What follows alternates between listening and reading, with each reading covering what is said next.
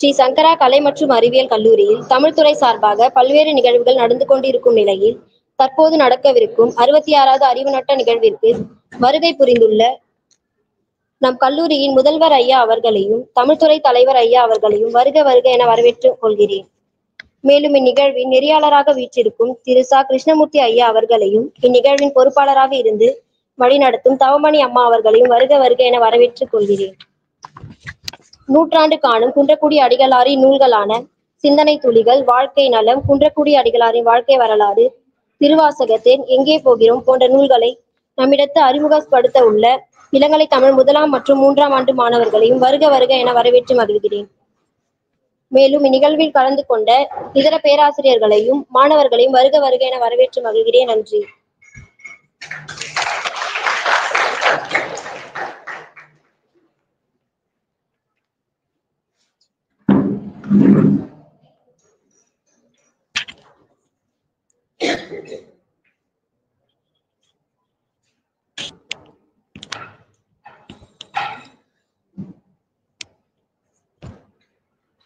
அனைவருக்கும் வணக்கம்.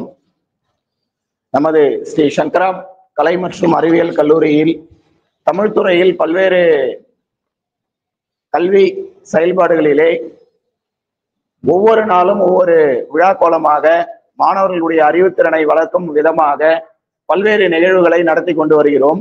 அந்த நிகழ்வின் தொடர்ந்து நடந்து கொண்டிருக்கையில் இன்றைய நாளில் அறிவின் வட்டம் அப்படின்றது ஒவ்வொரு வாரமும் அல்லது மாதந்தோறும் சில நிகழ்வுகளை தொடர்ந்து நடத்தி கொண்டு வருகிறோம். அந்த வகையில் இன்றைய 66வது அறிவன் வட்டத்திலே மாணவர்களுடைய அறிவு கண்ணை விளக்கம் அகன்ற பார்வையாக செய்யக்கூடிய வகையிலே இன்றைய நாளில் விவாதிக்கக்கூடிய இருக்கக்கூடிய அறிஞர் பெருமக்கள் தமிழ், புலமை, மொழியாற்றல், இலக்கியம், இதழ், இசை, சமயம், சமுதாய வளர்ச்சி போன்ற பல்வேறு நிலைகளில் தன்னை ஆட்படுத்திக் கொண்ட, தன்னை அர்ப்பணித்துக் கொண்ட இந்த 2025ஆம் ஆண்டிலே தமிழக அரசால் நூற்றாண்டு விழா கொண்டாட இருக்கின்ற தவத்திரு குன்றக்குடி அடிகளாருடைய இலக்கியங்களை பற்றி இன்றைய நாளில் இந்த அறிவன் வட்டத்திலே விவாதிக்க இருக்கிறோம். இந்த குன்றக்குடி ஆதீனம் அப்படின்னு சொல்லக்கூடியது பொதுவா பாத்தீங்கன்னா மடம், ஆதீனம் அப்படின்லாம் சொல்லுவாங்க. மடம் என்பது சைவ சமயத்தை வளர்த்தெடுப்பதாகவும் சைவ சமயத்தில் இருக்கக்கூடிய சித்தாந்தங்களை எடுத்து விளக்கி கூறுவதற்காகவும் சமுதாயத்திலே மக்களிடத்தில் மலர்ச்சியை உண்டாக்குவதற்காக உருவாக்கப்பட்டது.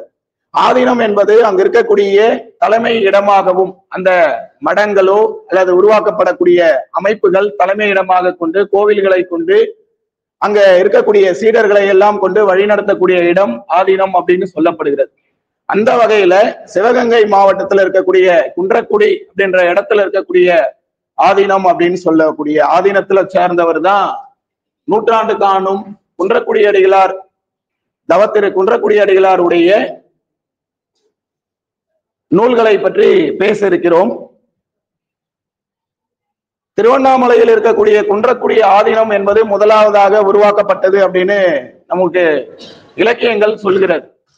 11ஆம் நூற்றாண்டிலே திருவண்ணாமலையில் உருவாக்கப்பட்ட அந்த குன்றக்குடி ஆதீனம் என்பது 19ஆம் நூற்றாண்டிலே அந்த குன்றக்குடி அடிகளுடைய மகா சன்னிதானத்தை சார்ந்தவர் ரகுநாதபுரம், ராமநாதபுரம் அப்படின்ற பகுதிக்கு சென்று இருந்த போது ரகுநாத சேதுபதி அவர்கள் கேட்டுக்கொண்டதற்கு இணங்க சிவகங்கை மாவட்டத்திலே குன்றக்குடியில் அந்த குன்றக்குடி ஆதீனம் என்பது உருவாக்கப்பட்டது என்பதும் அதுல 45வது சன்னிமகாதானத்தின் தலைமை பொறுப்பேற்று இருக்கக்கூடியவர் தான் இந்த குன்றக்குடி அடிகளார். இவருடைய சிறப்புகள் அப்படின்னு சொல்லும் போது 1925 பிறந்தவர். ஜூலை மாதம் 1925 பிறந்தவர். சமயம், இலக்கியம் மட்டுமின்றி பேச்சுத்திறன், எழுத்துத்திறன், இசை போன்ற பன்முக ஆழ்ந்த புலமை கொண்டு விளங்கியவர். மயிலாடுதுறை திரு வாரபுத்தூர் அருகில் இருக்கக்கூடிய நடுதிட்டு என்ற சிற்றூரிலே பிறந்தவர். குன்றக்குடிகள். இவருடைய இயற்பெயர் அரங்கநாதன். இவருடைய ஈடுபாடும் இவருடைய சைவ சித்தாந்தத்தில் இருக்கக்கூடிய அந்த ஈடுபாடெல்லாம் கருதி இவர் பாத்தீங்கன்னா விபுலானந்த அடிகள் அப்படின்றவரு இவரை தேர்ந்தெடுத்து இவருக்கு தமிழ் கற்று வித்வான் அப்படின்ற பட்டம் வழங்கப்படுகிறது அப்படின்னு பாக்குறோம். 25வது பட்டமாக தவத்திரு சுப்பிரமணிய தேசிய ஞான சம்பந்தர் பரமாச்சாரிய சுவாமிகள் அரங்கநாதனுக்கு துறவுக்கு ஆட்படுத்தி கந்தசாமி தம்பிரான் அப்படின்ற பெயரை மாற்றி இவருக்கு சிறப்பு செய்யப்படுகிறது. அந்த கந்தசாமி தம்பிரான் என்பவர் அவருடைய சொற்பொழி நிகழ்வுகள் எல்லாம் கேட்டு பிறகு குன்றக்குடி ஆதீனத்தினுடைய 45வது குருவாக இவர் தேர்ந்தெடுக்கப்படுகிறார் அப்படின்ற செய்தி நம்ம தெரிந்திக்க வேண்டிய முதல் பகுதியாக இருக்கிறது.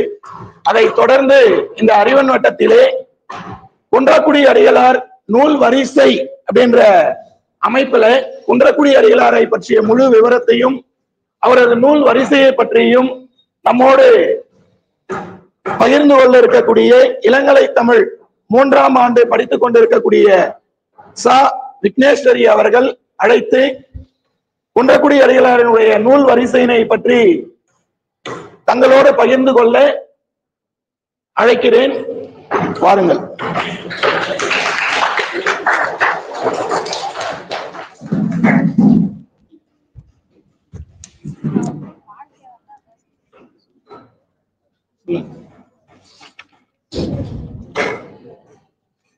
சொல்லுங்க. நூல் வரிசையில வாழ்க்கை வரலாறு வருது அப்படின்னு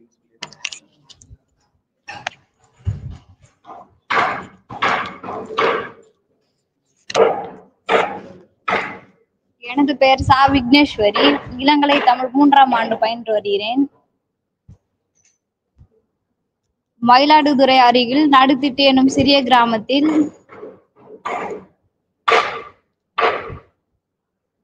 ஜூலை 11, 1925ஆம் ஆண்டு சீனிவாச பிள்ளை சொர்ணதாச்சி தம்பதிகளுக்கு பிறந்தவர் குன்றக்குடி அடிகளார். இவரின் இயற்பெயர் அரங்கநாதன். இவருக்கு 2 அண்ணன்கள், ஒரு அக்கா இருக்காங்க. இவருடைய அண்ணன் கோபாலகிருஷ்ணன் அண்ணாமலை பல்கலைக்கழகத்துல படிக்கிறதுக்காக அவங்க குடும்பமே சிதம்பரத்துக்கு குடிபெயர்ந்தாங்க.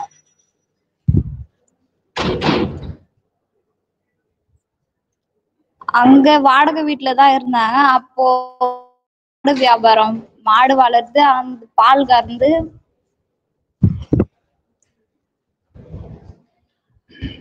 அண்ணாமலை பல்கலைக்கழகத்துல இருக்க ஆசிரியருக்கெல்லாம் பால் தினமும் கொண்டு போய் கொடுப்பாரு குன்றக்குடி அடிகளார்.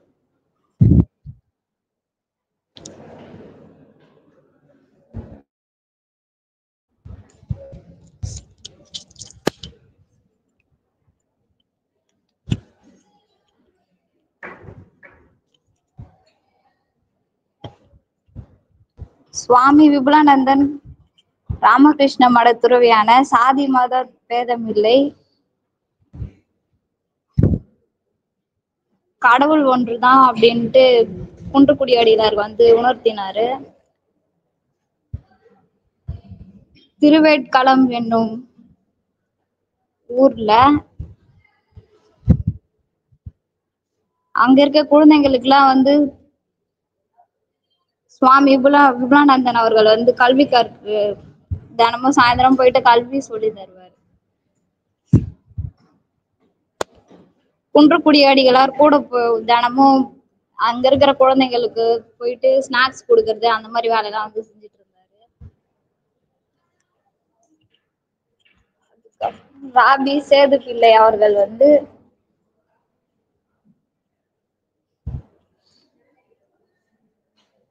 குன்றக்குடி அடிகளார் தினமும் ஒரு திருக்குறள் சொல்ல சொல்லி அவருக்கு காலனா பரிசு தினமும் கொடுப்பாரு. அவங்களுக்கு பொருள் உதவி செய்யறது, நிலத்தை மீட்டு கொடுக்கறது, அந்த மாதிரி உதவி எல்லாம் செஞ்சிருக்காரு.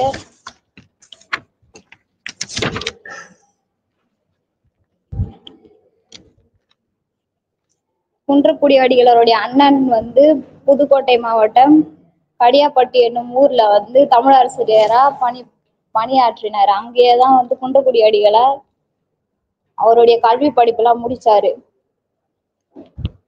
ராமநாதபுரத்தில் துறவியான பின்பு 1945 முதல் 1948 ஆண்டில் தமிழ் கற்று வித்வான் பட்டம் பெற்றார். தூசா துரைசாமி அவர்களிடம் வந்து சமஸ்கிருதம் ஆகமங்களும் கற்றுக்கொண்டார். அவருடைய விருதுகள் வந்து தமிழ்நாடு அரசின் முதல் திருவள்ளுவர் விருது 1986 வழங்கப்பட்டது. அண்ணாமலை பல்கலைக்கழகம் கௌரவ டாக்டர் பட்டம் 1989 வழங்கப்பட்டது. இந்திய அரசின் அறிவியல் செய்தி பரப்பும் தேசிய குழு 1971 தேசிய விருது வழங்கி சிறப்பித்தது. அவருடைய இதழ்கள் வந்து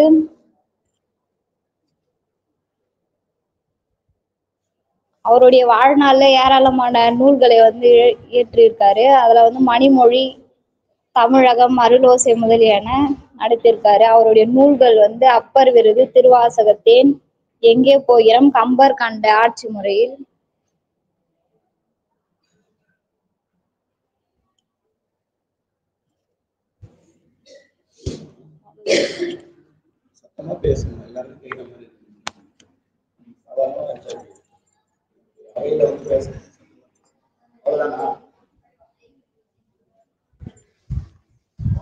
இத்துடன் உரையை முடித்துக் கொள்கிறேன்.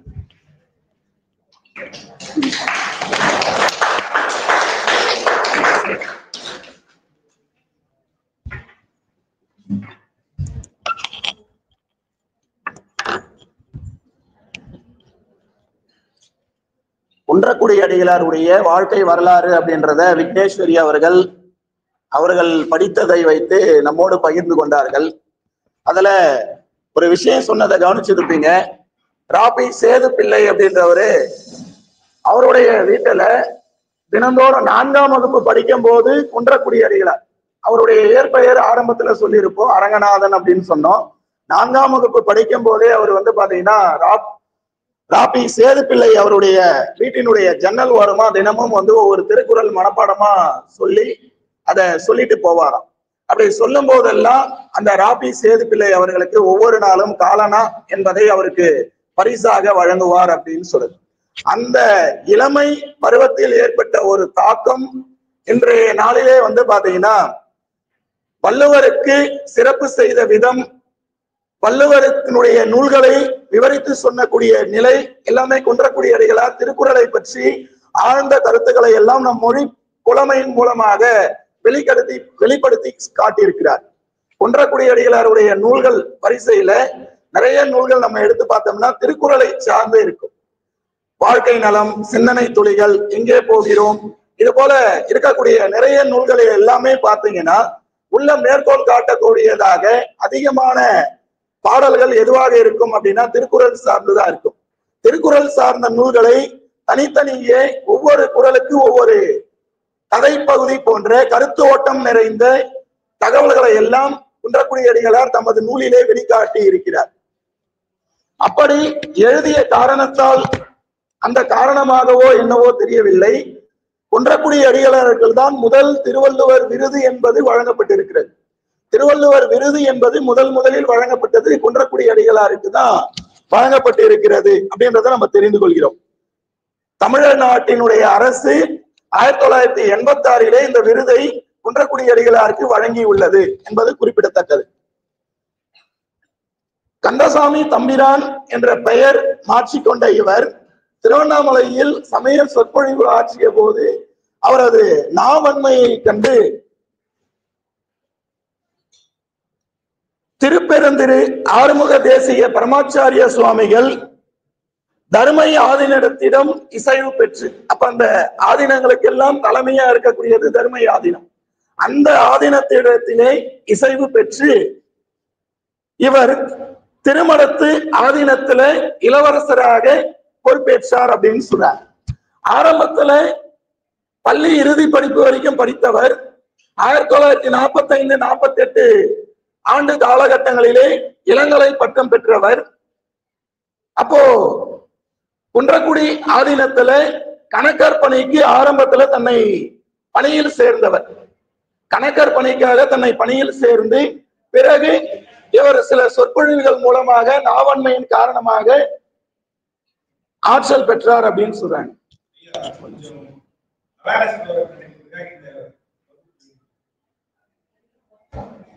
ஐயா, அறிவன் வட்டம்னு ஒரு நிகழ்வு போயிட்டு இருக்கு.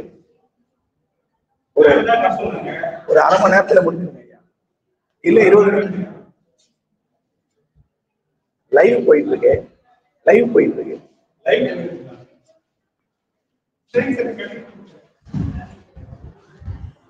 அதன் பிறகு கணக்கராக பணியில் சேர்ந்த இவர் முதல் குன்றக்குடி ஆதீனத்தின் தலைமை பொறுப்புல இருந்து தற்போது வரைக்கும் பாத்தீங்கன்னா 45வது குன்றக்குடி ஆதீனத்தின்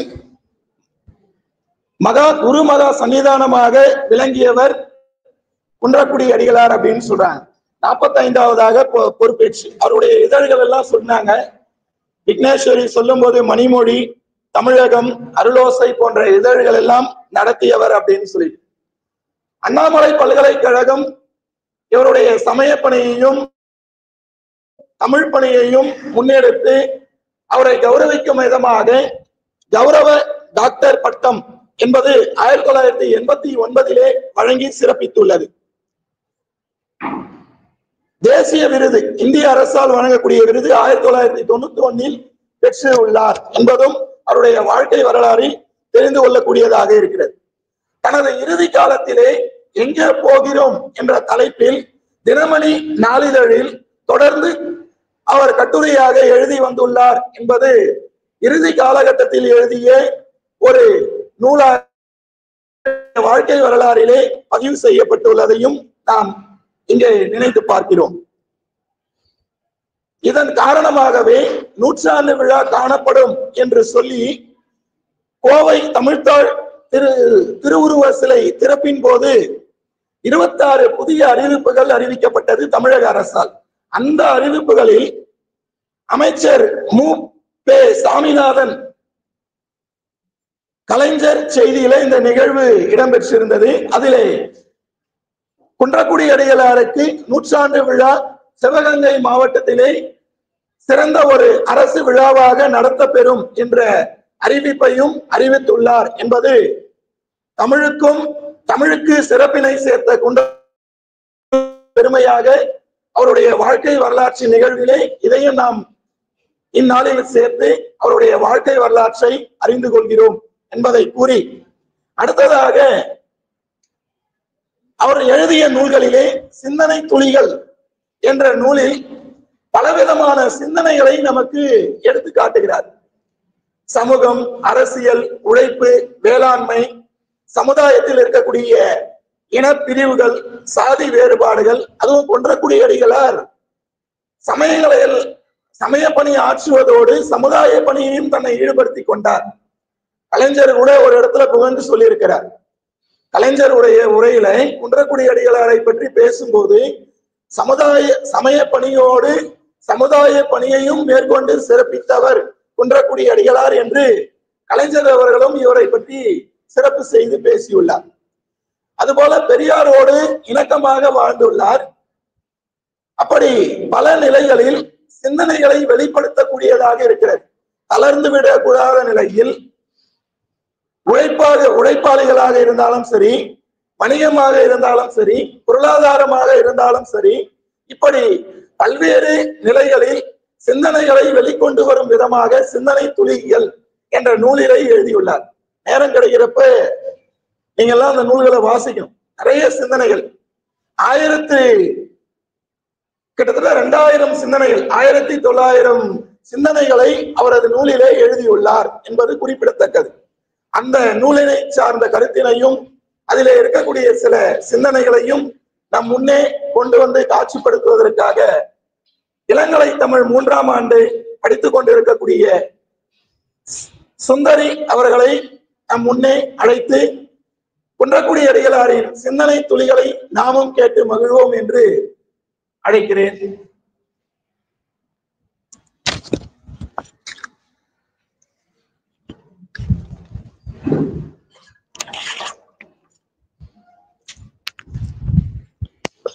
அனைவருக்கும் வணக்கம்.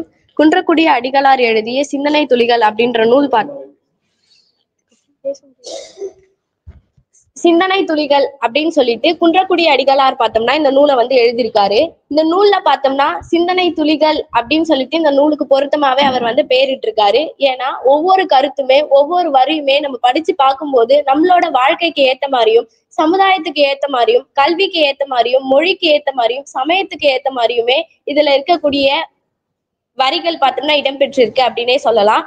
ஒவ்வொரு வார்த்தையுமே படிக்கும்போது நம்மளோட லைஃப்லயும் பார்த்தோம்னா நம்மளுடைய வாழ்க்கையிலும் பார்த்தோம்னா இதே போல நடந்திருக்கு அப்படின்னு சொல்லிட்டும் சிந்திக்க வைக்குது. அதாவது இவர் எழுதியிருக்கிற சிந்தனை துளிகள்ல பார்த்தோம்னா இன்னைக்கு இருக்கக்கூடிய சமுதாயத்துல பணம் மீது மட்டும்தான் நம்மளுக்கு ஆசை இருக்கு. ஆனா அந்த பணம் வந்து எந்த வழியில வருது அப்படின்றத பத்தி நம்ம யோசிக்கிறதே கிடையாது. நம்ம எந்த வேலை செஞ்சாலும் நமக்கு பணம் கிடைச்சிருது அப்படின்னு சொல்லிட்டு யார் வேணாலும் என்ன வேலை வேணாலும் செய்யறாங்க. கிட்டத்தட்ட சொல்ல போனோம்னா ஒரு மனுஷனை கொல்ற அளவுக்குமே போறாங்க பணத்துக்காகவே. அதை பத்தியும் பார்த்தோம்னா அவர் வந்து சிந்தனை துளிகள் அப்படின்ற நூல்ல பார்த்தோம்னா எழுதியிருக்காரு. அதே போல பயந்தாங்கொலிகள் அப்படின்னு சொல்லிட்டு பயந்தாங்கொலிகள் எல்லா விஷயத்துக்குமே பயப்படுற ஆளுங்களை பத்தியும் பார்த்தோம்னா இந்த நூல்ல வந்து எழுதியிருக்காரு. ஏன் பயந்தாங்கொலிகள் பார்த்தோம்னா எல்லாத்தையுமே வந்து குழப்பிடுவாங்க அப்படின்னு சொல்லிட்டு சொல்றாங்க. இப்ப வந்து நம்ம ஒரு விஷயத்த சொல்றோம் அப்படின்னா, இப்ப வந்து ஒரு இடத்துல வந்து பேசணும் அப்படி இல்லைன்னா ஒரு விஷயத்த எடுத்து படிக்கணும் அப்படின்னு சொல்றோம்னா அதை பார்த்தோம்னா ஒருத்தன் வந்து முன் வருவான், நான் வந்து இதை பண்றேன் அப்படின்னு சொல்லிட்டு முன் வருவான். ஆனா கூட இருக்கிறவன் என்ன சொல்லுவான், இல்ல நீ பண்ணாதடா, உனக்கு தெரியாது, நீ இப்ப போய் பேசுனா உன்னை வந்து எல்லாருமே கிண்டல் பண்ணுவாங்க அப்படின்னு சொல்லிட்டு நிறைய பேர் வந்து அவங்கள வெளியே வரவிடாமே பாத்துக்கிறாங்க. பயந்தாங்கொலிகள் அப்படின்னு சொல்லிட்டு பயந்தாங்கொலிகள் வந்து எல்லாத்தையுமே குழப்பிடுவாங்க அப்படின்னு சொல்லிட்டு சொல்றாங்க. தாழ்வான கூரை உள்ள வீட்டில் எளிதில் தீப்பிடிக்கும், அது போல தாழ்வான நோக்கங்களும் எண்ணங்களும் உடையவர்கள் எளிதில் பகை கொள்வார்கள். இது வந்து ரொம்ப பிடிச்சிருக்கு எனக்கு படிச்சதுலயே. ஏன்னா தாழ்வான எண்ணங்கள் மத்தவங்க நான் வந்து கரெக்டா இருக்கேன் அப்படின்னு சொல்லிட்டு எல்லாத்துலயுமே பார்த்தோம்னா அவங்க நினைச்சிட்டு இருப்பாங்க. ஆனா அவங்க பார்த்தோம்னா ஒரு விஷயத்துல அவங்களுமே கரெக்டா இருக்க மாட்டாங்க. ஆனா அவங்க வந்து மத்தவங்களை பத்தி சொல்லுவாங்க, அவன் வந்து சரியில்லைன்னா என்ன, அவனை நீ திருத்து சொல்லு, இத பண்ணாத அப்படின்னு சொல்லிட்டு. ஆனா நீயும் கூட சேர்ந்துட்டு அவங்க கூட நானும் வந்து இப்படிதான் போவேன் அப்படின்னு சொல்லிட்டு செய்யக்கூடாது. தாழ்வான கூரை இருக்கிற இடத்துல பார்த்தோம்னா தீ வந்து எளிதில் பற்றிடும். அதே போல தாழ்வான எண்ணங்களும் நோக்கங்களும் இருக்கக்கூடிய இடத்துல பார்த்தோம்னா அவங்க வந்து எளிதில் பார்த்தோம்னா எல்லார்கிட்டயுமே இருந்து விலகி போவாங்க அப்படின்னு சொல்லிட்டு சொல்றாங்க. நெக்ஸ்ட் நம்ம வந்து இப்போ ஒரு விஷயத்த வந்து ஒருத்தருக்கு சொல்றோம், நீ வந்து இதை தப்பா பண்ணாத, அது தப்பு செய்யறது அப்படின்னு சொல்லிட்டு நம்ம சொல்றோம். அவங்களுக்கு வந்து நம்மளோட கருத்தை வந்து சொல்றோம். ஆனா அவங்க என்ன பண்றாங்க, நம்ம வந்து கரெக்டா தான் சொல்லுவோம் அவனுக்கு ஏத்த மாதிரிதான். ஆனா அவங்க வந்து அதை எடுத்துக்கிட்டு நம்ம கிட்ட ஒரு ரியாக்ஷன் கொடுப்பாங்க பாத்தீங்களா, ஐயோ நீ வந்து சொல்ல வந்துட்டியா, நீ ரொம்ப பெரிய ஆளா அப்படின்னு சொல்லிட்டு எல்லாம் சொல்லுவாங்க. அவங்களோட நம்ம வந்து கரெக்டா தான் சொல்லுவோம், நீங்க வந்து தப்பான வழியில போகாதீங்க, கரெக்டா ஒரு வழியில போங்க அப்படின்னு சொல்லிட்டு. ஆனா அவங்க வந்து அதை வந்து வேற மாதிரி எடுத்துப்பாங்க. நீ வந்து எப்ப பார்த்தாலும் என்னை திட்டிட்டே இருக்க, ஆனா நம்ம என்னமோ சொல்றது அவங்களுக்காக நல்லதுக்காக தான் சொல்லுவோம். அவங்க வந்து என்ன சொல்லுவாங்க, நம்ம எப்ப பார்த்தாலும் எங்களையே திட்டிட்டு இருக்கீங்க அப்படின்னு சொல்லிட்டு சொல்லுவோம். ஆனா எல்லாமே அவங்க சொல்றது நம்மள மாத்தத்துக்காகவே வந்து இருக்கும். பணி செய்த ஆண்டுகளை கணக்கிட்டு திறமைகளை கணக்கிட முடியாது, ஆனால் பணி செய்யும் பாங்கும் திறமையுமே அளவுகோல். ஒருத்தர் வந்து இத்தனை 10 வருஷம் அவன் வந்து வேலை செஞ்சிருக்கான்பா அப்படின்னு சொல்லிட்டு சொன்னா அவன் வந்து திறமையானவன் அப்படின்னு சொல்லிட்டு சொல்ல மாட்டாங்க. ஏன் அப்படின்னு பார்த்தோம்னா, நீ 10 வருஷம் என்ன 35 வருஷம் 30 வருஷம் வேலை செஞ்சிருந்தாலுமே நீ வந்து ஒரு இடத்துல அந்த வேலை என்ன வேலை செஞ்ச அது கொஞ்சம் சொல்லு அப்படின்னு சொல்லிட்டு சொன்னானா நீ அதை செஞ்சுதான் காட்டணும். அப்பதான் நீ 10 வருஷம் வேலை செஞ்ச அப்படின்ற ஒரு அர்த்தமே வந்து இருக்கும். அதே போலதான் நம்ம படிக்கிற 3 வருஷம் இப்ப படிக்கிறோம்னா நீ என்ன படிச்ச அப்படின்னு சொல்லிட்டு கேட்பாங்க. அது என்ன படிச்ச, நான் 3 வருஷம் படிச்சுட்டு வந்தேன், காலேஜுக்கு போனேன் அப்படின்னு சொல்லிட்டு நீ வந்து காலேஜ் போனிய 3 வருஷம் படிச்சு என்ன படிச்ச சொல்லு அப்படின்னு சொல்லிட்டு பார்த்தாங்கன்னா நீ வந்து அந்த காலேஜ்ல என்னென்ன படிச்சியோ உனக்கு தெரியாத மத்தவங்களுக்கு சொன்னாதான் நீ படிச்சதுக்கான அர்த்தமாவே இருக்கும். நெக்ஸ்ட், குற்றங்களை மறைக்க விரும்புவரின் சிறந்த கருவியே கோபமும் உரக்க பேசுதலும். யாரெல்லாம் இப்ப தப்பு செய்யறாங்களோ, இப்ப நான் தப்பு செஞ்சுட்டு யாரெல்லாம் வந்து தப்பு செய்யறாங்களோ அவங்க கிட்ட வந்து நம்ம இப்ப வந்து நீ செஞ்சது தப்பு அப்படின்னு சொல்லிட்டு சொல்லும் போது அவங்க என்ன சொல்லுவாங்கன்னா, இல்ல நான் செய்யவே இல்லை. அவங்களோட வாய்ஸ் வந்து கொஞ்சம் ஏறும், அதிகமா உறக்கமா பேசுவாங்க, அவங்களோட வாய்ஸ் வந்து ஏறும், அதுக்கப்புறமேட்டுக்கு கோவப்படுவாங்க. கோவம் இருக்கிற இடத்துல தானே குற்றமா இருக்கும். அது பார்த்தோம்னா கோவப்படுவாங்க. இப்ப நீ பண்ணது தப்பு அப்படின்னு சொல்லும் போது நிறைய வந்து நம்ம கிளாஸ்லயே பார்த்துருக்கலாம். ஏன்னா ஸ்டாஃப் வந்து நீ பேசாத அப்படின்னு சொல்லும் போது நம்மளே வந்து நாங்க எங்க பேசணும், நாங்க பேசவே இல்லை, நீங்க பாத்தீங்களா அப்படின்னு சொல்லிட்டு நம்மளே கூட கேட்டிருக்கோம். இது வந்து நம்ம கிளாஸ்க்கே ரிலேட் ஆகும். சுழன்றடிக்கும் காற்று இல்லாத பொழுது சிறிய அளவு சூடம் கூட எரியும். காற்று வேகமாக அடிக்கும் பொழுது எரியக்கூடிய அளவு சூடம் இருந்தாலும் அணைந்து விடும். சிறிய அளவு வந்து காற்று அடிக்கும் போது சூடம், அதாவது கற்பூரத்தை வந்து நம்ம ஏற்றி வச்சிருக்கோம்னு வச்சுக்கோங்க, அந்த கற்பூரம் வந்து எரிஞ்சுக்கிட்டே இருக்கும். காற்று அடிக்கும் போது எரியற அளவுக்கு கற்பூரம் இருந்தாலும் அந்த கற்பூரம் வந்து அணைஞ்சிடும் அப்படின்னு சொல்றாங்க. அதே போலதான் நெருக்கடியும் துன்பமும் இருக்கும் போதே அதை வந்து நம்ம அதுக்கான சொல்யூஷன் என்னவோ அதை வந்து நம்ம தீர்த்துடணும். அது வந்து இன்னும் பெருசாகிட்டே போனோம்னா அதுல இருந்து வெளியில வர்றது ரொம்ப கஷ்டமா இருக்கும். நன்றி.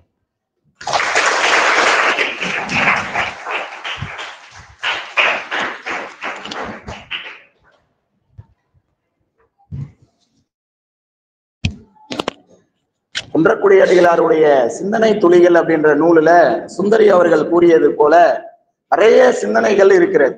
அதுவும் அவர் எழுதிய காலகட்டத்திற்கு, அந்த காலகட்டத்திற்கு இருந்த இயல்பு நிலைக்கு, அப்ப இருந்த மக்களிடத்தில் இருக்கக்கூடிய நிலைப்பாடுகள், ஒழுகினங்கள், அந்த மனித நேயம், இதையெல்லாம் உள்ளடக்கி பார்த்தோம்னா அவர் எழுதின சிந்தனைகள் அவர் எழுதிய காலகட்டங்களை கடந்து தற்போது 40-50 ஆண்டுகளுக்கு பிறகும் இப்பவும் மிக பொருந்தக்கூடிய வகையில உள்ளது. இப்ப பேசும்போது இயல்பா சொன்னாங்க, மாணவர்கள் கோபத்தோடு பதில் கூறுவது அப்படின்றது தவறு இருக்கிற இடத்துல அந்த நேரத்துக்கு வந்து பாத்தீங்கன்னா தன்னுடைய உணர்ச்சியை வந்து பெருக்கெடுத்து பேசுவது. அது போல நிறைய சிந்தனைகளை தமது நூலிலே குறிப்பிட்டுள்ளார். சூடம் அப்படின்ற கருத்தை சொன்னாங்க. அந்த சிந்தனை துளிகள் அப்படின்ற நூலுக்கு 46வது குருமகா சன்னிதானந்தமாக பொறுப்பேற்ற குன்றக்குடி அடிகளாருக்கு பிறகு பொறுப்பேற்ற அந்த பொன்னம்பல தேசிய பரமாச்சாரிய சுவாமிகள் வந்து அணிந்துரை செய்யும் போது அவர்கள் நூலை சிந்தனை துளிகள் என்ற நூலை நூலாக்கம் செய்யும் போது அவரு இந்த சிந்தனை துளிகளுக்கு உள்ளே இருக்கக்கூடிய இந்த சூடம் பற்றிய சிந்தனை துளியை அவர் மேற்கோள் காட்டி பேசியுள்ளார். காற்று அடிக்காத போது சிறு கற்பூரம் கூட நின்று எரியும். அதே மிக பெரிய கற்பூரமாக இருந்தாலும் காற்று அடிக்கும் போது அணைந்து விடும். அப்ப வாழ்க்கையினுடைய யதார்த்தத்தை மிக பெரிய அளவுல இருந்தாலும், செல்வந்தனாக இருந்தாலும் கூட இயற்கையினுடைய நிலைப்பாடு மாறும்போது நம்முடைய நிலைமை புரட்டி போடக்கூடியதாக இருக்கும். அப்ப வாழ்க்கையினுடைய யதார்த்தம், இயல்பு, இதையெல்லாம் எடுத்து சொல்லக்கூடிய விதமாக அவருடைய சிந்தனை துளி என்ற நூல் இடம்பெற்றிருக்கிறது. வாழ்க்கை என்பது நிலையில்லாதது, நிலையாமை அப்படின்னு பேசுவோம், படிப்போம். அப்ப அந்த மாதிரி உயர்வான சிந்தனைகளை முன்வைத்து எழுதப்பட்ட ஒரு நூல் அந்த சிந்தனை துளிகள் அப்படின்றது. மேலும் இந்த நூலுக்கு சிறப்பு செய்யும் விதமா அந்த நூலை பதிப்புரை செய்யும் போது தென்கட்சி கோ சுவாமிநாதன் அப்படின்னு சொல்லக்கூடிய வானொலி புகழ் அப்படின்னு கேள்விப்பட்டிருப்பீங்க. அவரு குன்றக்குடி அடிகளாரை பற்றி சொல்லும் போது ஒரு செய்தி சொல்லியிருக்கார். அந்த நூலிலே முகப்பு உரையாக இடம்பெற்று இருக்கக்கூடிய செய்தி. சில பேர் பேசும்போது சொல்லுவாங்க, அந்த ஆள் ரொம்ப திறமைசாலி, அந்த ஆள் ரொம்ப சாமர்த்தியவாதி அப்படின்னு சொல்லுவாங்க. இந்த திறமைசாலிக்கும் சாமர்த்தியவாதிக்கும் என்ன வித்தியாசம் அப்படின்றது குன்றக்குடி அடிகளாரை வைத்துதான் அந்த தென்கட்சி சுவாமிநாதன் அவர்கள் கூறியிருக்கிறார் அப்படின்றத நம்ம பார்க்கிறோம். திறமைசாலி என்பது ஒரு செய்தியை, ஒரு கருத்தை தமது திறமையால் நியாயப்படுத்துவது, வெளிக்காட்டுவது. ஆனா இந்த சாமர்த்தியவாதி அப்படின்னு சொல்றாங்க பாருங்க, அவர் என்ன பண்ணுவாருன்னா, நான் செஞ்சதுதான் சரி, அதை எப்படி நம்ம சரிப்படுத்த முடியும் அப்படின்றத உறுதிப்படுத்துவது. எப்படி இருந்தாலும் நம்ம சொல்றதுதான் இதுதான் சரியா இருக்கணும், வேற யாரு சொல்றதும் சரியா வரக்கூடாது அப்படின்னு அடிச்சு பேசுவது. அப்ப சாதித்து பேசுவது சாமர்த்திய பேச்சு அப்படின்னு சொல்லுது. ஆனா திறமை என்பது தனது திறமையால் அதை எடுத்து காட்டுவது, வெளிப்படுத்தும், முறையாக வெளிப்படுத்துவது, முறைப்படுத்தி சொல்லுவது அப்படின்றது இந்த சிந்தனை துளிகள் மூலமாக வெளிப்படக்கூடிய கருத்து அப்படின்னு சொல்றாங்க. அதே போல அவங்க சில சிந்தனைகளை நம்ம முன்னாடி சொன்னாங்க. அதுல ஒரு சில சிந்தனைகளை நானும் இங்க மேற்கோளா சொல்லிடுறேன். வாத நோயினும் கொடியது பழக்க வழக்கங்களின் வழிபட்ட மனம் அப்படின்னு ஒரு சிந்தனையை எழுதியிருக்காரு குன்றக்குடி அடிகளார். அந்த வார்த்தையெல்லாம் சொற்றோட கவனிக்கணும். வாத நோயினும், அப்ப வாத நோய் அப்படின்றது அவருடைய காலகட்டத்துல மிகப்பெரிய அளவுல இருந்திருக்கலாம், துன்பம் தரக்கூடியதா இருந்திருக்கலாம், உயிர் போகக்கூடிய விதம் அப்படின்ற நிலையில கூட இருந்திருக்கலாம். அதை விட கொடியது எது அப்படின்னு சொல்லும் போது அவர் என்ன சொல்றாரு அப்படின்னா, நம்முடைய மனம் எந்த பழக்க வழக்கங்களுக்கு ஆட்கொள்ளப்படுகிறது என்பதை அவர் சுட்டி காட்டுகிறார். அப்போ ஒரு நோயை காட்டிலும் நம்முடைய பழக்க வழக்கங்கள் மேலானதாக இருக்க வேண்டும், ஒழுக்கமானதாக இருக்க வேண்டும், தேவையில்லாததில் நம்முடைய மனம் செல்லக்கூடாது அப்படின்றத குன்றக்குடி அடிகளாருடைய சிந்தனை நாம் இங்கே சிந்தித்து பார்க்கிறோம். சாதி வெறிகள், சுரண்டி வாழ்வோர் ஆகியோரிடம் இருந்து கடவுளை மதத்தை காப்பாற்ற வேண்டும் அப்படின்னு சொல்றாங்க. இன்னைக்கு நாளுக்கு ஒரு கட்சி அவருடைய எழுதின அந்த சிந்தனைகள் இன்றைய காலகட்டத்தோடு நம்ம பொருத்தி பார்க்கிறோம். ஒவ்வொரு நாளும் ஒவ்வொரு நிலைமையில் மக்களிடையே சாதி பிரச்சனை, இந்த சமுதாய பிரச்சனை இதெல்லாம் உருவெடுக்கும் போது அதற்கு ஆதாரமாக ஆயுதமாக கடவுளையும் மதங்களையும் அவர்கள் கையிலே எடுத்து நமக்குள்ளே வேண்டா விவாதங்களை ஏற்படுத்தி மக்களிடையே பூசல்களை உருவாக்குகிறார்கள் என்பதை காண்கிறோம். அப்ப அதெல்லாம் கலைஞரின் விதமாக தான் அடிகளார் அவர்கள் சிந்தனை துளிகள் என்ற நூலிலே இது போன்ற சிந்தனைகளை முன்வைத்திருக்கிறார். அது மட்டுமல்லாமல் சலுகைகள் உரிமைகளா அப்படின்னு ஒரு கேள்வி கேட்கிறார். சிந்தனை துளிகள்ல சலுகைகள், நமக்கு வழங்கக்கூடிய சலுகைகள் அதெல்லாம் உரிமைகளான்னு கேட்கிறார். இங்க நாம சிந்தித்து பார்க்க வேண்டியது, அவங்க கொடுக்கிற சலுகைகளுக்கு நாம என்ன பண்ணிடுறோம், அடிமையாயிடுறோம் அப்படின்றதெல்லாம் அந்த நாளிலே அவர் முன்வைத்து எழுதியிருக்கிறார். திட்டமிட்டு செய்யாது எந்த ஒரு செயலையும் திட்டமிட்டு செய்யாத போது அதில் பணம் வீணாகுகிறது, அதனுடைய நேரம் போய்விடுகிறது, பயனுக்கு போய்விடுகிறது என்ற சிந்தனை துளியை அவரது நூலிலே சொன்ன கருத்துகள் எல்லாம் நாம் மேலும் நேரம் கிடைக்கும் போது படித்து நம்முடைய அறிவாற்றலை வளர்த்து கொள்ள வேண்டும் என்று கூறி, அதுக்கு அடுத்ததாக குன்றக்குடி அடிகளாருடைய நூல்களிலே திருவாசக நூல் கேள்விப்பட்டிருப்பீங்க. சைவ சமய குறவர்கள் நால்வர் அப்படின்னு சொல்லுவாங்க. அந்த நால்வர்களில் ஒருவராக இருக்கக்கூடிய மாணிக்க வாசகர் திருவாசகம் திருக்கோவை அப்படின்ற நூலிலை இயற்றியுள்ளார். சரியை, கிரியை, யோகம், ஞானம் என்ற 4 நெறிகள். அதுல இறைவனுக்கு ஞான நெறி என்பதை கொடுத்தவர், அளித்தவர் மாணிக்க வாசகர். ஞான நெறி அப்படின்றது மாணிக்க வாசகரை குறிக்கக்கூடியதாக சொல்லப்படும். அதிலே திருவாசகம் என்றதிலே சிவபுராணம் அப்படின்றதெல்லாம் பாடப்பட்டிருக்கு. இப்ப கூட சிவாலயங்கள்ல சிவபுராணம் பாடுவாங்க. அதை பாடும்போது அதுல முன்னாடி ஒரு செயல் சொல்லுவாங்க,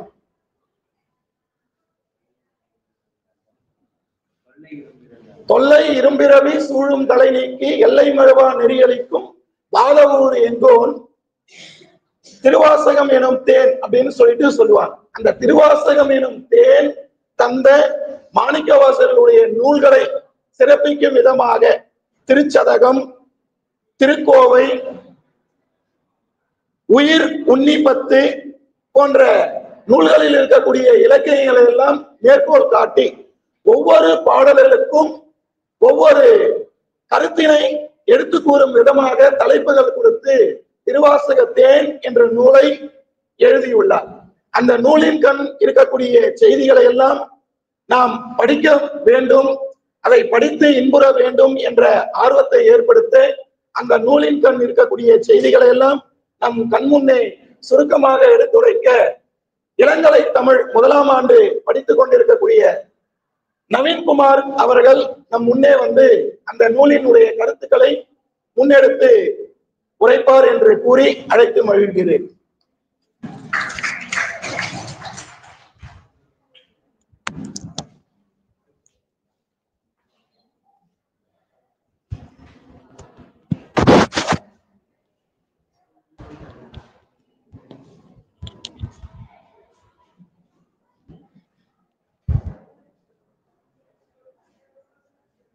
गुरु ब्रह्मा गुरु विष्णु गुरुदेवो महेश्वर குரு சாட்சாத் பரம் பிரம்மா தஸ்மை ஸ்ரீ குருவே நமஹ. பாலும் ஜலதேனும் பாகும் பருப்பும் இவை நாளும் கலந்துனக்கு நான் தருவேன். கோலம் செய் துங்கக் கரிமுகத்து தூமணியே நீ எனக்கு சங்கத்தமிழ் மூன்றும் தா. நம பார்வதி பதே ஹர ஹர மகாதேவா. தென்னாருடைய சிவனே போற்றி, எந்நாட்டவருக்கும் இறைவா போற்றி. காவாய் கனகத்திரளே போற்றி, கையிலை மலையானே போற்றி போற்றி. சிவா திருச்சிற்றம்பலம். குன்றக்குடி அடிகளாரின் பொன்னார் திருவடிகளை பணிகிந்து அவையோர் அனைவருக்கும் வணக்கம். இன்று எமக்களித்த நூல் தொல்லையிரும் பிறவி அல்லலறுத்து ஆனந்தமாக்கியதே எல்லை மறுவா நெறியளிக்கும் வாதவோர் எங்கோன் திருவாசகம் என்னும் தேன். திருவாசகம் என்னும் தேன். திருவாசகம் என்னும் தேன். இவ்வளவு அருமையான நூல் திருவாசகம் என்னும் தேன். இந்த தேன் ரொம்ப அருமையானது. தேனை மருந்தாகவும் பயன்படுத்துவாங்க, உணவாகவும் பயன்படுத்துவாங்க. தேன் தன்னை சார்ந்தவரும் கெடாது, தானும் கெடாது, தன்னை சார்ந்தவரையும் கெடாது. அதுபோல திருவாசகம் கெடாது, திருவாசகத்தில் விழுந்தோரையும் கெடவிடாது. அதனாலதான் திருவாசகம் என்னும் தேன் அவ்வளவு அருமையான வாசகம், திருவாசகம் தேன். அத குன்றக்குடி அடிகளார் விளக்கமா சொல்லியிருக்கார். அதுதான் நம்ம இப்போ பார்க்க போறோம். அவரு இந்த நூலை மாத இதழாதான், கட்டுரையாதான் முதல்ல வெளியிட்டாரு. அதன் பிறகுதான் வானதி பதிப்பகன்ற ஒரு பதிப்பகம் எடுத்து ஒரு நூலா தொகுத்து வெளியிட்டது. இந்த நூல்ல அவர் திருவாசகத்தை பத்தி விரிவா சொல்றாரு. அதுல மாணிக்க வாசகர் எப்படி சுவாமி ஆட்கொண்டார், எப்படி சிவபெருமான் மாணிக்க வாசகர் ஆட்கொண்டார். ஏன்னா மதுரையில மாணிக்க வாசகர் வாத ஊரார்னா பேர் அவருக்கு முதல்ல. அதன் பிறகுதான் திருவாசகத்தை எழுதிய பிறகுதான், இவர் எழுதல, சுவாமி எழுதினார். இவர் பாடிய பிறகுதான் மாணிக்க வாசகர் என்ற பெயரே வந்தது. வாத ஊரார் மதுரையில முதலமைச்சரா இருக்கார், தலைமை அமைச்சரா இருக்கார் மதுரையில. அவரு அரசு காரியமா திருப்பெருந்துறைக்கு வராரு. அது ஒரு துறைமுகம். அந்த துறைமுகத்துல சங்க காலத்துலாம் துறைமுகத்துல தானே எல்லாம் வாங்குவாங்க பொருட்கள் எல்லாம். அதனால வராரு. அப்போ குருந்த மட தடியில சுவாமி வீட்டு இருக்கார். யாருன்னா சிவபெருமான் ஞான ஸ்வரூபமா தட்சிணாமூர்த்தி சின்முத்திர காட்டி வீட்டு இருக்கார் சனாதி முனிகரோட.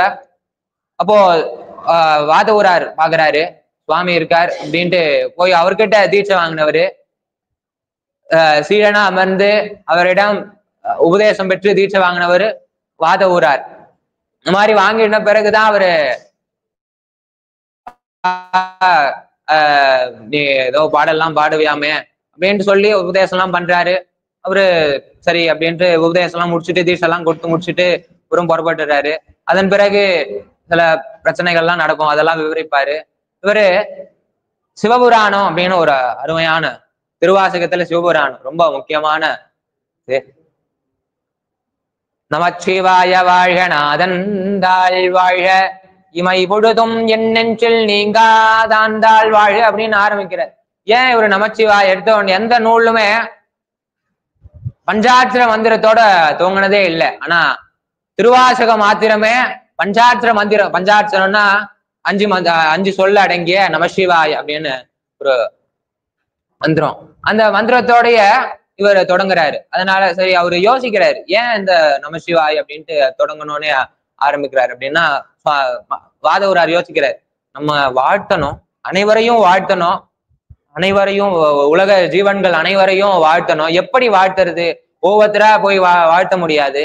அண்ணாவை தனியா, உயிர்களை ஜீவராசிகளை தனியா, மற்ற பொருட்கள் எல்லாம் தனியா ஒவ்வொருத்தரா வாழ்த்த முடியாது.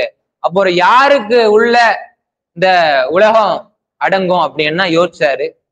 சுவாமிக்குள்ள இந்த உலகமே அடங்கும் அப்படின்னு. அப்போ சுவாமியை வச்சே பாடிடலாம். அதனாலதான் எடுத்த உடனே நமச்சிவாய வாழ்க அப்படின்ட்டு அவரை வாழ்த்துறாரு. ஏன்னா சுவாமியை வாழ்த்திட்டா உலக ஜீவன்கள் அனைவரையும் வாழ்த்துறதுக்கா இல்லையா? அதனால சுவாமியை வச்சே நமச்சிவாய வாழ்க அப்படின்ட்டு வாழ்த்துறார். நாதன்தாள் அவருடைய திருவடியை வாழ்த்துறார். பிறகு அவர் நமச்சிவாய வாழ்க நாதன்தாள் வாழ்க இமை பொழுதும் என் நெஞ்சில் நீங்காதாண்டாள் வாழ்க கோகழி ஆண்ட குருமனிதந்தாள் வாழ்க ஆமம் ஆகி நின்ற அன்னிப்பாண்டாள் வாழ்க ஏகன் அநேகன் இறைவன் அடி வாழ்க. சுவாமி ஒருத்தர் தான் அப்படின்னு சொல்றார். இத நிறைய தெய்வங்கள் இருக்கலாம், ஆனா எல்லாருக்கும் பிரதானம் ஒருத்தர் அப்படின்னா சிவபெருமான். அதுதான் ஏகன் அநேகன் ஒருத்தன் தான் சுவாமி அப்படின்னு சொல்றார். இதையேதான் அத்வைத்தம் பகவத்பாதால் ஆதிசங்கரரும் சொல்றார். ராமலிங்க அடிகளாரும் சுவாமி ஒருத்தர் அப்படின்னு சொல்றார். இந்த மாதிரி பலரும் சொல்லிட்டு வராங்க. இதெல்லாம் தான் குன்றக்குடி அடிகளார் விளக்கி கூறாரு. அதன் பிறகு இவரு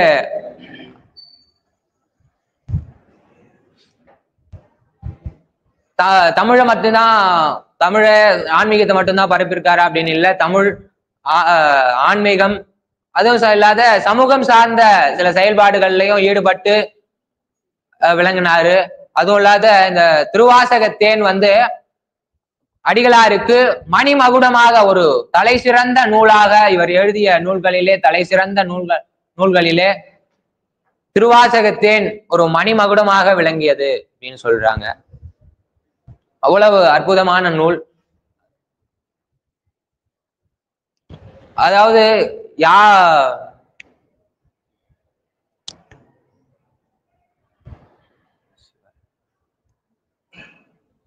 எதுக்குமே உருகாதவங்க கூட திருவாசகத்துக்கு உருகிடுவாங்க. ஒரு வாசகத்திற்கு உருகார் திருவாசகத்திற்கு உருகார் அப்படின்னு ஒரு வாசகம். என்னன்னா யார் சொல்லியும் கேட்காதவன் கூட திருவாசகம் சொல்லி அவன் மாறிடுவான். திருவாசகத்தை படிச்சான்னா அவன் மாறிடுவான். அதனாலதான் மக்கள் எல்லாம் திருவாசகம் படிக்கணும் அப்படின்னு அவர் அடிகளார் சொல்றார்.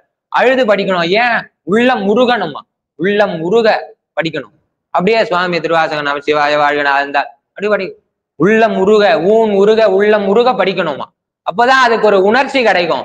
இல்லைன்னா அதை எதுக்கு படிச்சோம், ஏன் அதெல்லாம் படிக்கணுமா, இப்பெல்லாம் உங்களுக்கு இவெல்லாம் எதுக்கு பேசிட்டு இருக்கான், என்னடா சொல்ற அப்படின்ட்டு ஒரு அக்கா எல்லாரும் நினைச்சிட்டு இருக்காங்க. அப்படின்ட்டு ஏய் நேரம் அது முடிச்சுட்டு போடா அப்படின்ட்டு அந்த மாதிரி இல்லாம சொல்றத உள்வாங்கி அதுல என்ன சொல்ல வராங்க, என்ன கருத்து என்ன அப்படின்றத சிந்திக்கணும். ஒரு விஷயத்த கேட்டா மாத்திரம் போதாது, அதன் வழி நடக்கும். கற்க கசடர கற்பவை கற்ற பின் நிற்க அதற்கு தக. ஒரு விஷயத்த படிச்சா மட்டும் போதுமா? இல்ல, அதன் வழியில நடந்தாதான் படித்ததற்குண்டான அர்த்தமே உண்டு.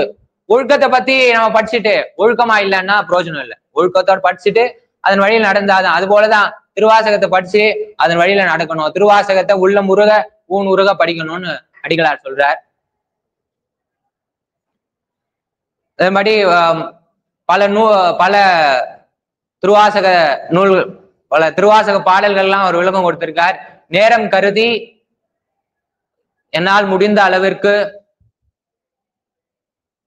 நூலின் விளக்கத்தை குறைவாக கூறினேன். இருந்தாலும் நன்றி, வணக்கம், நமஸ்காரம்.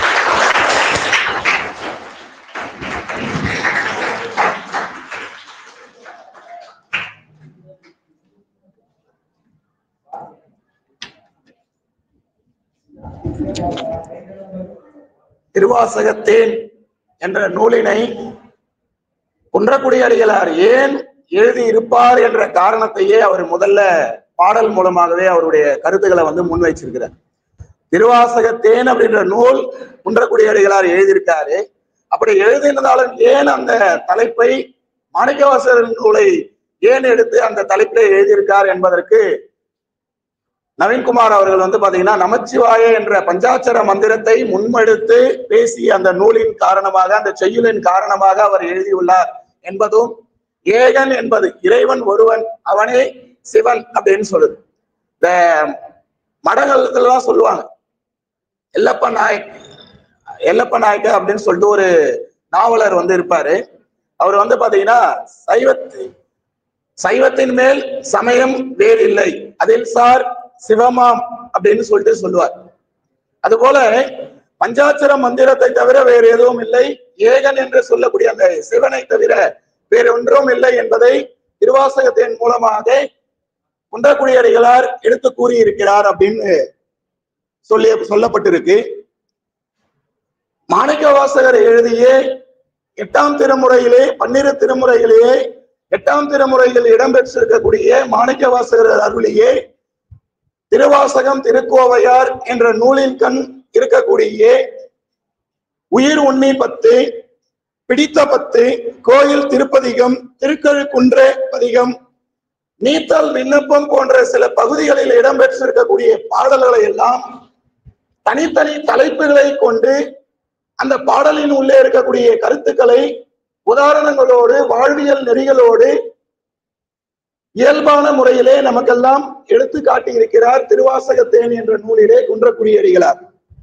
திருவாசகம் ஓதுவோம் என்று சொல்லக்கூடிய தலைப்பிலே தொடங்கி கிட்டத்தட்ட 20-25க்கு மேற்பட்ட தலைப்புகளிலே திருவாசகம் திருக்கோவையார் இருக்கக்கூடிய செய்யுள்களை மேற்கோள் காட்டி ஒரு உரைநடையாக எழுதப்பட்ட நூல் இந்த திருவாசகத்தேன் என்று சொல்லக்கூடிய நூல்.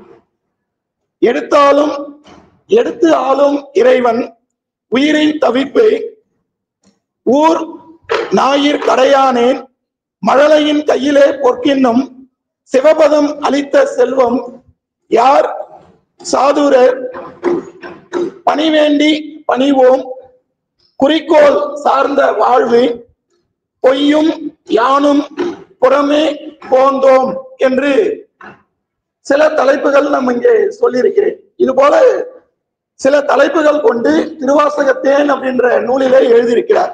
பொய்யும் யானும் புறமே போந்தோம் அப்படின்னா இந்த மனித வாழ்க்கை எப்படிப்பட்டது, பொய் அதெல்லாம் கூடாது, இந்த உடம்பு பொய், இதெல்லாம் புறம் உடம்பு அப்படின்னு சொல்லக்கூடியது. அப்ப உள்ள இருக்கக்கூடிய உயிர் இறைவன். அப்ப இறைவனை எப்படி காண்பது என்பதெல்லாம் பொய்யும் யானும் புறமே போந்தோம் அப்படின்னு சொல்லி திருவாசகத்தேனில இறைவனுடைய இயல்பை எப்படி மாணிக்கவாசகர் காட்டியுள்ளார் என்பதை இங்கே குன்றக்குடியடிகளார் எடுத்து காட்டுகிறார். சிவபதம் அளித்த செல்வம், உயிரின் தவிப்பு போன்ற நிலைகளை எல்லாம் மாணிக்கவாசகர் கூறிய அந்த நிலைப்பாட்டினை விளக்க உரைகளோடு குன்றக்குடியடிகளாருடைய திருவாசகத்தேனிலே இடம்பெற்றுள்ளது. திருவாசகம் ஓதுவோம் என்ற முதல் தலைப்பிலே ஒரு பாடலை மேற்கோள் காட்டி அந்த விளக்கங்களை கொடுத்திருக்கிறார் குன்றக்குடியடிகளார். உயிர் உண்ணி 10 அப்படின்ற செய்யுள் பகுதியிலே ஒரு பாடல், அதை குன்றக்குடியடிகளார் தனது திருவாசகத்தேன் என்ற பகுதியிலே மேற்கோள் காட்டி அதுக்கு விளக்கம் கொடுத்திருக்கிறார். அந்த பாடலை மட்டும் சொல்லி நிறைவு செய்து கொள்வோம். வேண்டேன் புகழ், வேண்டேன் செல்வம், வேண்டேன் மண்ணும் வீணும், வேண்டேன் பிறப்பு இறப்பு சிவம், வேண்டார் நம்மை நாளும் தீண்டேன் சென்று சேர்ந்தேன் மண்ணு, திருப்பெருந்துறை இறைத்தால் பூண்டேன் புறம் போகேனே இனி புறம் போக வேண்டேனு என்று உயிருண்ணி 10 என்ற பாடலிலே வேண்டேன் வேண்டேன் சொல்றார். புகழ் வேண்டேன், செல்வம் வேண்டேன், மண்ணும் இன்னும் வேண்டேன் அப்படின்னு சொல்றது. அப்போ பிறப்பு இறப்பு என்பது வேண்டாம், பிறப்பருக்கும் புண்ணியனே அப்படின்னு சொல்லுவாங்க. பிறப்பு இறப்பு இல்லாது, ஏன்னா நம்முடைய வினை பயன் காரணமாக நாம மீண்டும் இந்த உலகிலே பிறக்கிறோம். நாம செய்யக்கூடிய அந்த வினையின் காரணமாக மீண்டும் மீண்டும் பிறவி இருக்கிறோம். அதெல்லாம் கூடாது என்று மாணிக்கவாசகர் பாடிய வேண்டேன் பிறப்பு இறப்பும் என்று சொல்லி நாளும் நம்மை ஆளக்கூடிய சிவனை, அதுவும் அவரை ஆட்கொண்ட இறைவன் திருப்பெருந்துறையிலே இருக்கக்கூடிய சிவபெருமான், அந்த இறைவனுடைய தாளை பணிவோம் என்று கூறியிருக்கிறார். ஆகவே திருவாசகத்தை ஓதுவோம் என்ற தலைப்பிலே இந்த பாடலை மேற்கோள் காட்டியுள்ளார் குன்றக்குடியடிகளார். இப்படி குன்றக்குடி அடிகளாருடைய நூல்கள் ஒவ்வொன்றும் நம்முடைய வாழ்வியல் அம்சங்களையும் சமய நெறியையும் சமுதாயத்தினுடைய பணியையும் தமிழ் பணியையும் தமிழர்களுடைய பண்பாடு நாகரிகத்துக்கெல்லாம் துணை நிற்கும் விதமாக நமக்கெல்லாம் பெருமையையும் சேர்க்கும் விதமாக குன்றக்குடி அடிகளாருடைய நூல்கள் இடம்பெற்றுள்ளது என்பதை இன்றைய நாளிலே அவருடைய 100 ஆண்டு விழா காண இருக்கும் இந்த ஆண்டிலே அவரது நூல்கள் சிலவற்றை நாம் இங்கு நம்மோடு நம் கல்லூரியில் பயின்று கொண்டிருக்கக்கூடிய இளங்கலை 3ஆம் ஆண்டு மற்றும் 1ஆம் ஆண்டு மாணவர்கள் பகிர்ந்த தகவல்களை நாம் கேட்டு இன்புற்றோம். வாய்ப்புள்ள போது அவர்களுடைய நூல்களை படித்து அதன்படி நடந்து நாமும் பயனடைவோம் என்று சொல்லி இந்த அறிவன் வட்டத்தின் 66வது அறிவன் வட்டத்திலே உரையாற்றிய விக்னேஸ்வரி அவர்களுக்கும் சுந்தரி அவர்களுக்கும் நவீன்குமார் அவர்களுக்கும் வரவேற்பு உரை வழங்கிய நர்மதா அவர்களுக்கும் நன்றியுரை கூற இருக்கக்கூடிய தனலட்சுமி அவர்கள் வரவேற்புரையும் நன்றியுரையும் முதுகலை 2ஆம் ஆண்டு மாணவர்கள் அவர்களுக்கும் எனது வாழ்த்துக்களையும் வணக்கங்களையும் கூறி நிறைவு செய்கிறேன். நன்றி, வணக்கம்.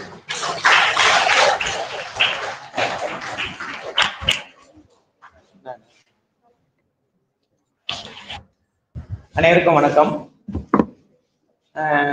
இந்த அருமையான இந்த நிகழ்ச்சியில ஒரு 5 பேர் உரை நிகழ்த்தக்கூடியது. 5 பேரும் வந்தாங்களா? ஒருத்தர் மட்டும் வரல, 2 பேர் வரல. இந்த மாதிரி 3ஆம் ஆண்டு மாணவர்கள், அவங்க யாரு? 3ஆம் ஆண்ட வராதவங்க 3ஆம் ஆண்டு.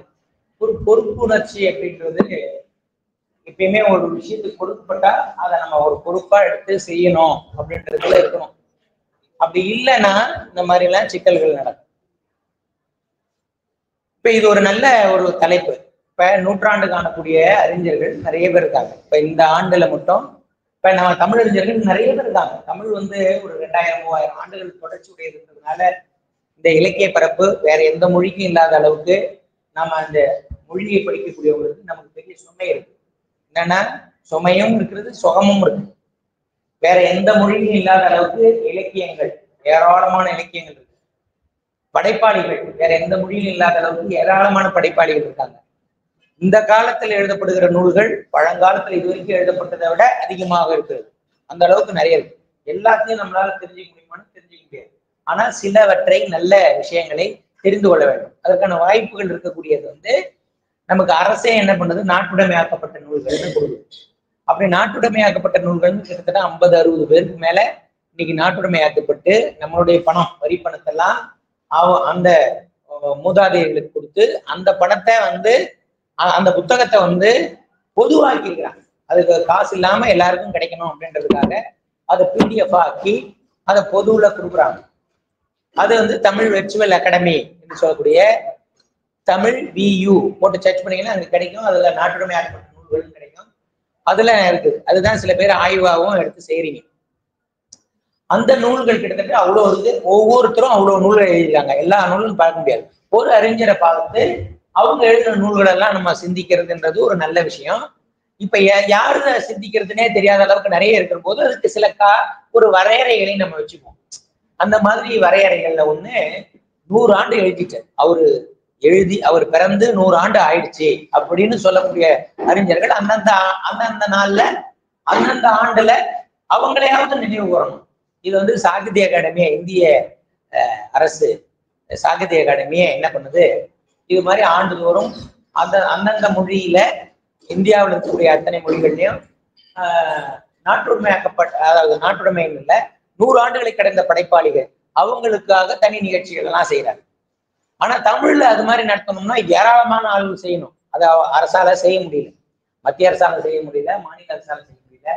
ஆனாலும் கவனம் பெற வேண்டிய ஆளுமைகள் நிறைய பேர் இருக்கிறாங்க. நமக்கு எளிமையா கிடைச்ச 2 வகையிலையும் நாட்டுடைமையாக்கப்பட்ட நூல் வரிசையிலையும் வர்றாரு, 100 ஆண்டு காண்டவர்களையும் இருக்காங்க. இந்த முறை ராஜம் கிருஷ்ணனும் 100 ஆண்டு காண்டவங்க. அப்ப இது மாதிரி நிறைய படைப்பாளிகள் இருக்காங்க, எழுத்தாளர் இருக்காங்க. அந்த மாதிரியான நாட்கள்ல கவனம் பெற, ஆன்மீக துறையில கவனம் பெறத்தக்க ஒரு ஆளுமை குன்றக்குடி அடிகளார். குன்றக்குடி அடிகளார் அறிவியலும் ஆன்மீகமும் என்ற செயல்பாட்டுல நிறைய இதழ்கள், ஒரு இதழாளராக, கட்டுரையாளராக, சொற்பொழிவாளராக, சமய தீட்சை வழங்கக்கூடியவராக, ஒரு நிர்வாக திறமை உள்ளவராக பல நிலைகள்ல அவர் பணி செய்திருக்கிறார். அவருடைய அனுபவங்கள் எல்லாம் தாங்கியதாக ஒரு 40க்கும் மேற்பட்ட நூல்கள் எழுதியிருக்கிறார். அந்த நூல்கள்ல சிலதவற்று நாம புரிஞ்சுக்கிட்ட வரையில ஏதாவது ஒரு புக்கு படிப்போமே, ஆளுக்கு ஒரு புத்தகம், அதை படிச்சோம்னா அவரை பத்தி அவருடைய வாழ்க்கை வரலாறு சொல்றதை விட அவரை பத்தி படிச்சது வந்து நமக்கு 2 வகையில பயன்படும். ஒண்ணு, ஒரு வாசிக்குவதனால் வாசிப்பின் பயன், ஒரு எழுத்து பிழை இல்லாமல் எழுதுறது, தெரிஞ்சுக்கிறது, எப்படி எழுதணும்ன்றதை கத்துக்கிறது, இது ஒண்ணு. சப்ஜெக்ட் ரீதியா அவர் ஒரு பக்தியை பத்தி போயிருக்கோம்னா பக்தி இலக்கியம் பற்றியான ஒரு விஷயம் சப்ஜெக்டும் தெரிஞ்சிடும். 2வது, அந்த படைப்பாளியை பற்றியும் தெரிஞ்சிடும். இப்படி பல நோக்கங்களுக்காக தான் இந்த மாதிரி தலைப்புகள்லாம் நம்ம உங்களுக்கு கொடுக்குறோம். அதை நல்லா அருமையா செய்திருக்கக்கூடிய இந்த மாணவர்கள் அதை பொருட்படுத்திட்டு அதை கரெக்டா செய்யணும். பொருட்படுத்திக்கிட்டு உண்மையா அதுக்காக கொஞ்சமாவது உழைக்கும். ரொம்ப பெரிய கஷ்டப்பட வேணாம். உடனே முழு புத்தகம் 400 பக்கம் இது படிக்க முடியலன்னா முன்னுரையை படிக்க முடியாதா, உனக்கு பிடிச்ச விஷயங்களை படிக்க முடியாதா, அந்த புத்தகத்தை பத்தி அறிமுகப்படுத்த முடியாதா, அந்த மாதிரி அறிமுகப்படுத்தணும். அந்த புத்தகத்தை பத்தி நீ என்ன புரிஞ்சுக்கிட்ட, அதுல என்ன பேசுறாருன்னு முன்னுரையை படிச்சாலே தெரியும். அப்ப அதுல உனக்கு பிடிச்சிருந்துச்சுன்னா உள்ளார போய் அதுல உனக்கு பிடிச்ச விஷயங்களை எடுத்து சொல்லலாம். நான் படிக்கிற காலங்கள்ல இந்த மாதிரி புத்தகங்கள் படிச்சேன்னா அதுல இருந்து முக்கியமா பிடிச்ச வரிகளை நான் என்ன பண்ணுவேன், எழுதி வைப்பேன். அது எழுதி வைக்கிறது எவ்வளவு பெரிய பலன்னா மனப்பாடமா சொல்ல முடியும். வேற ஒரு விஷயங்கள் வரும்போது அதோட ஒப்பிட முடியும். இப்படி சொன்னவர் அவரு, அப்படி சொன்னவர் இவரு அப்படின்னு கனெக்ட் பண்ண முடியும். இதெல்லாம் தான் நம்மளை வந்து வளர்க்கக்கூடிய விஷயம். அப்ப எந்த இடத்துல எந்த வார்த்தையை போடணும், எப்படி எழுதணும்ன்றதெல்லாம் தெரியும். இப்ப அது மாதிரிலாம் பயிற்சி எடுத்து அதுக்காக தான் இந்த வாய்ப்புகள். அப்படி நீங்க அந்த பொறுப்பு எடுத்துக்கிட்டீங்கன்னா அந்த பொறுப்பை விடாம கரெக்டா செய்யணும். அப்படி ஒரு குற்ற கொடுத்தோம்னா அவர் அந்த பொறுப்பை சிறப்பா செய்வாரு அப்படின்னு பேர் எடுக்கணும். அப்படி பேர் எடுத்தவர்கள் என்னைக்குமே வீணா போறதில்லை. அவங்க மார்க் வேணா கம்மியா வாங்கியிருக்கலாம், ஆனா அவங்க வந்து ஒரு வேற ஏதோ ஒரு காரணங்களால அவங்களுக்கு ஒரு விஷயம் ஏதாவது ஒரு குறைபாடுகள் கூட ஏற்பட்டிருக்கலாம், ஆனா அவங்க வாழ்க்கையில நிச்சயமா உயர்ந்துருவாங்க. தன்னுடைய பணியை ஏற்றுக்கொண்ட பணியை செம்மையா செஞ்சா அவங்க உயர்ந்து விடுவார்கள். அப்படி உயர்ந்து விடுவார்கள் என்பதற்கு ஒரு எடுத்துக்காட்டு இங்க வந்திருக்கிறார். அவர் படிக்க காலத்துல